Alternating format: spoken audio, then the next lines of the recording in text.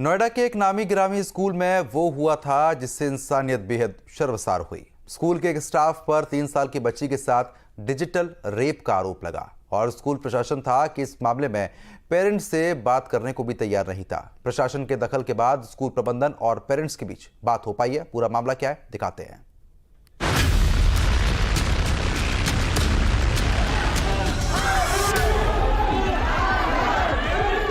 में बुलाना चाहिए।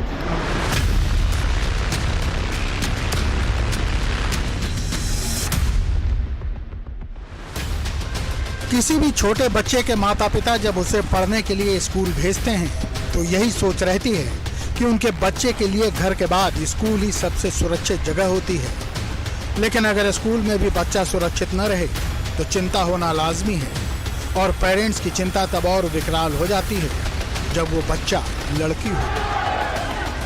नोएडा के सेक्टर 27 के एक नामी स्कूल के बाहर हो रहा ये हंगामा उसी चिंता का विकराल रूप है,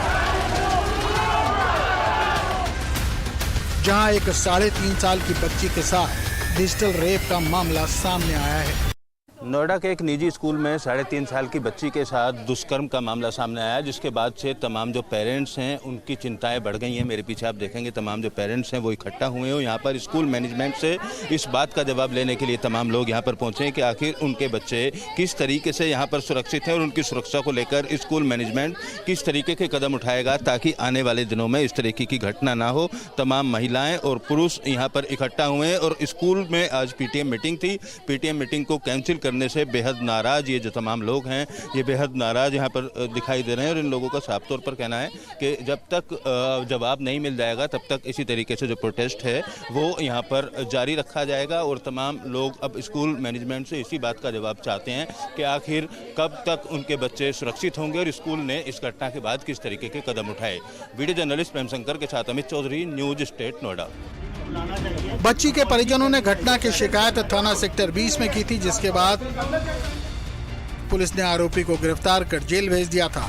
आरोपी स्कूल में ही स्वीपर का काम करता था। बच्ची को क्लास टीचर ने इस घटना के बारे में घर पर बताने से मना किया था, लेकिन 8 अक्टूबर को पेट में दर्द की शिकायत के बाद परिजन बच्ची को जब डॉक्टर के पास ले गए तब इस बात की जानकारी हुई। इसके बाद बच्ची के माता पिता ने पुलिस से शिकायत की और कोतवाली 20 में पुलिस ने 10 अक्टूबर को मुकदमा दर्ज कर आरोपी हाउसकीपिंग स्टाफ को गिरफ्तार कर लिया था। जांच के बाद पुलिस ने क्लास टीचर और सिक्योरिटी इंचार्ज को भी गिरफ्तार किया था, जिन्होंने घटना को छिपाने की कोशिश की थी, जिसके बाद बच्चों के अभिभावक स्कूल प्रशासन के खिलाफ उतर आए। 3.5 साल की बच्ची थी जो प्री नर्सरी की छात्रा थी, उसके साथ स्कूल के अंदर साफ सफाई करने वाले युवक पर दुष्कर्म करने का आरोप लगा था। दुष्कर्म करने वाले आरोपी को पुलिस ने पहले ही गिरफ्तार कर लिया। मामले को छुपाने के आरोप में क्लास टीचर के साथ साथ एडमिन को भी गिरफ्तार किया गया था, लेकिन उसको जमानत मिल गई। मेरे पीछे आप देखेंगे तमाम जो पेरेंट्स हैं ये इसी स्कूल में पढ़ने वाले बच्चों के पेरेंट्स हैं और इनकी नाराजगी यहाँ पर साफ तौर पर देखी जा सकती है। आज आप किस चीज़ को लेकर यहाँ पहुँचे हैं? हम यहाँ पहुँचे हैं कि जो बच्ची के साथ इंसिडेंट हुआ है, मेरी 2 बेटियां यहाँ पे पढ़ती हैं, तो कभी भी कुछ भी हो सकता है। And we don't know one thing कि क्या पता किसी और बच्चे के साथ हुआ हो और वो बोल नहीं पाई हो। और मेरी बेटी के साथ पहले हो चुका है ऐसा कि सर ने बॉटल फेंक के मारा था। तब मैंने ये चीज बोली थी कि आप CCTV कैमरा लगाए, उसके बावजूद उन्होंने हमें सप्रेस किया। मेरे पास पूरे एविडेंस मौजूद है, बट कुछ नहीं किया। Miss Karki was HM here. अपने बच्चों को लेकर अब कैसे आप सुरक्षा मान रहे हैं? हमें मैनेजमेंट से सिर्फ ये आंसर चाहिए कि हम अपने बच्चों को घर से भेज रहे हैं तो हम कैसे एश्योर हो जाएं कि उसकी सेफ्टी और सिक्योरिटी स्कूल वाले प्रॉपर तरीके से कर पाएंगे manage. One more thing I want to limelight here कि ये स्कूल जो 4 अक्टूबर को यहाँ पर इंसिडेंट हो चुका है, उसके बाद हम लोग के पास एक आ रहा है इंस्ट्रक्शंस कि स्कूल ट्रिप ऑर्गेनाइज कर रहा है 3 दिन का रणथंभौर के लिए, जिसमें 3rd और 4th क्लास के बच्चे जाएंगे, 2 रात वहाँ रुकेंगे और 3 पूरे दिन रुकेंगे।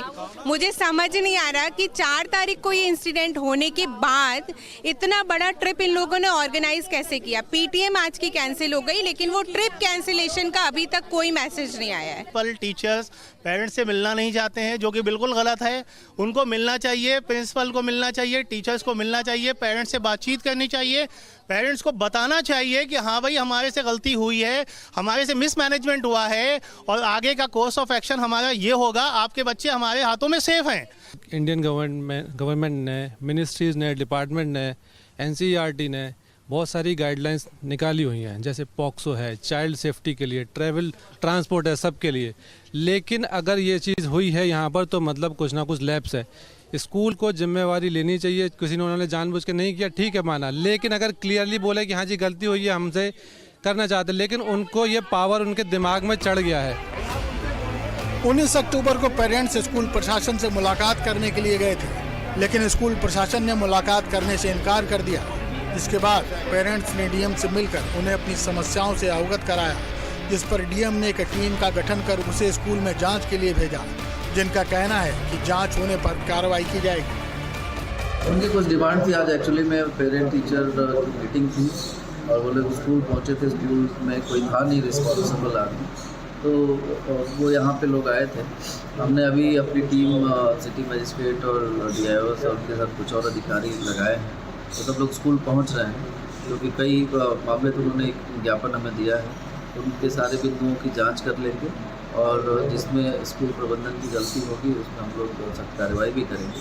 अभी सारे पेरेंट्स यही चाहते हैं कि उनकी मीटिंग एक हो जाए प्रिंसिपल्स के साथ या जो भी मैनेजमेंट का रिस्पॉन्सिबल आदमी है, उसी की व्यवस्था हम लोग करा सकते। डीएम के आदेश पर city magistrate, BSA, ADCP, ACP और SHO स्कूल पहुंचे, पेरेंट्स से बात की, जिनकी मांग थी कि एक बार स्कूल प्रशासन को सामने आकर पेरेंट्स से बात करनी चाहिए, लेकिन इसके बावजूद भी स्कूल प्रशासन सामने नहीं आया, जिसके बाद पेरेंट्स स्कूल में ही प्रदर्शन करने लगे।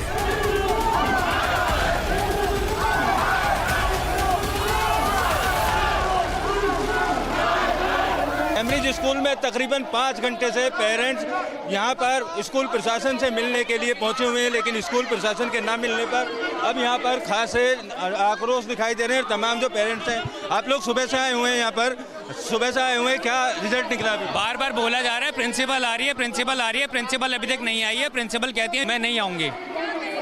सबके बोलने के बाद, ACP साहब के बोलने के बाद, ADCP साहब के बोलने के बाद वो नहीं आई, और डीएम के ऑर्डर है अगर वो नहीं आती है स्कूल को सील कर दो, और हम स्कूल को सील कराएंगे। तो देखिए यहाँ पर जो तमाम पेरेंट्स हैं पूरी तरीके से हंगामा करना शुरू कर दिया पेरेंट्स के द्वारा। प्रिंसिपल के ना आने से ये लोग नाराज है। क्या नाराजगी है? क्या ये ऐसे बच्चों के साथ में ये ऐसी चीज़ें नहीं होनी चाहिए। प्रिंसिपल सुबह से नहीं है, 9 बजे से बैठे हुए हैं, कोई प्रिंसिपल कुछ नहीं है। मीडिया को अंदर नहीं आने दे रहे, पेरेंट्स को अंदर नहीं आने दे रहे हैं। क्या है ये सब? कई घंटे हो गए आपको यहाँ? हम सुबह 8 बजे से आए हुए, सुबह 8 बजे से। क्या समझ रखा है उन लोगों ने? और प्रिंसिपल पुलिस को गुमराह कह रही है कि हर थोड़ी देर पे हम पुलिस से पूछ रहे हैं लोकेशन कहाँ है, तो लोकेशन बता रहे, बीच में से गायब हो गई। अभी कोई भी नहीं आया स्कूल में? कोई नहीं आया, कोई अटेंड करने नहीं आया। 5 घंटे से हम यहाँ बैठे हुए हैं और कोई नहीं हमें अटेंड करने आ रहा है। काफी जद्दोजहद के बाद पुलिस प्रशासन की मौजूदगी में स्कूल प्रशासन और पेरेंट्स के बीच मीटिंग हुई, जिसमें अभिभावकों ने स्कूल प्रशासन को अपनी परेशानियां बताईं और बच्चों की सुरक्षा को लेकर चिंता जाहिर की। 1.5 घंटे तक चली इस मीटिंग के बाद स्कूल प्रबंधन ने माना कि गलती हुई है और जो भी कमियां हैं उसे 15 दिन के अंदर सुधार लिया जाएगा। स्कूल मैनेजमेंट ने प्रिंसिपल और हेडमिस्ट्रेस को टर्मिनेट कर दिया है और लापरवाही बरतने वाले दूसरे स्टाफ पर भी कार्रवाई करने का भरोसा दिया है। जितने भी उनके जो रिक्वेस्ट या मांगे या जो भी कहते हैं, सब एक एक करके मैंने एड्रेस किया। इसके बाद हम जाके एक एक्शन प्लान बनाएंगे और उनको इम्प्लीमेंट करेंगे। All those who have been involved in this and who against whom the parents have spoken, we have accepted to terminate all of them. उसके बाद काम जब हो जाएगा, हम सिक्योरिटी कंसल्टेंट को बुलाएंगे हमारा जो एक्शन है उसको रिव्यू करने के लिए, और रिव्यू करने के बाद अगर वो कहते हैं कि नहीं ये भी चाहिए, उसको हम पेरेंट्स के साथ मिल के इम्प्लीमेंट करेंगे। पेरेंट को जो हमारा एक्सपर्ट का रिपोर्ट है, we will share the report with. प्रशासन का कहना है कि पेरेंट्स की मांगों को स्कूल प्रबंधन ने मान लिया है। नए CCTV कैमरे तो तत्काल लगवाना शुरू कर दिए हैं। बाकी चीज़ों के लिए इन्होंने 15 दिन टाइम दिया है खुद जो इनके प्रेसिडेंट थे, प्रेसिडेंट जो पेरेंट टीचर की तरफ से ही आया कि 15 दिन हम लोग इनको समय देते हैं काम करने के। थाना सेक्टर 20 में आरोपियों के खिलाफ भारतीय न्याय संहिता की धारा 65(2), 5FM, 6 और पॉक्सो एक्ट के तहत मुकदमा दर्ज किया गया है।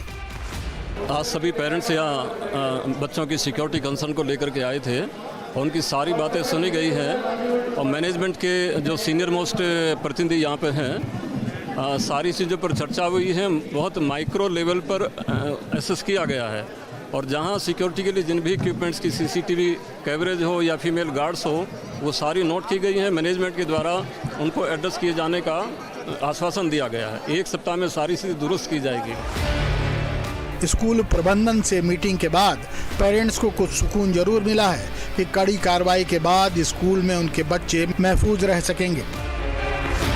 जो अभी रिजल्ट निकला है वो ये है कि जो हेड मिस्ट्रेस और प्रिंसिपल हैं ऑफिशिएटिंग, जो भी अभी यहाँ पे है करंट, उनको स्कूल से निकाल दिया जाएगा और किसी भी कैम्ब्रिज स्कूल में उनको मतलब उनका सारे कैम्ब्रिज से उनका रिलेशन वो हो गया है।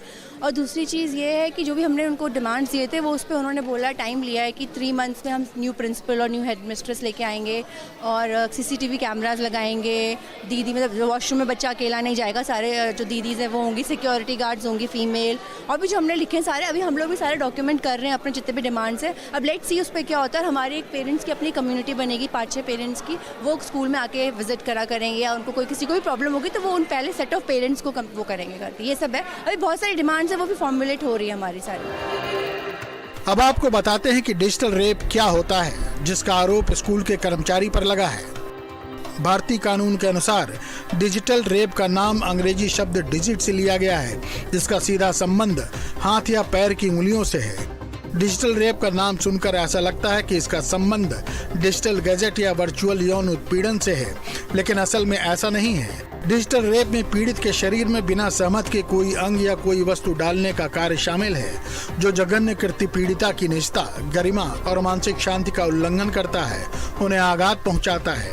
या आसान शब्दों में कहें तो डिजिटल रेप का मतलब है बिना इजाजत किसी के प्राइवेट पार्ट के साथ अपने हाथों की उंगलियों से पेनिट्रेशन करना। निर्भया मामले के बाद डिजिटल रेप शब्द पहली बार चलन में आया था। इसके बाद डिजिटल रेप को अपराध माना गया है।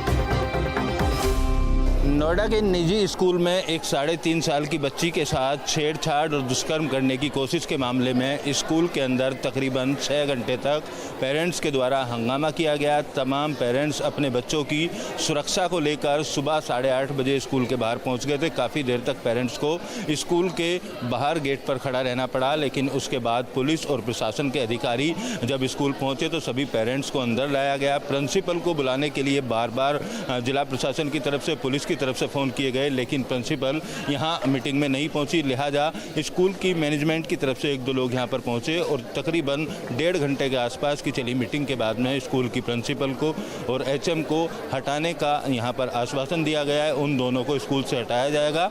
उसके अलावा जो भी मांगे थी तमाम पेरेंट्स की, उन मांगों को लेकर 15 दिन का समय दिया गया है। 15 दिन के अंदर CCTV कैमरे, बसों की सिक्योरिटी और जो बच्चे इस स्कूल में पढ़ते हैं उनकी सुरक्षा को लेकर यहाँ पर आश्वासन दिया गया है। वीडियो जर्नलिस्ट प्रेम शंकर के साथ अमित चौधरी, न्यूज़ स्टेट।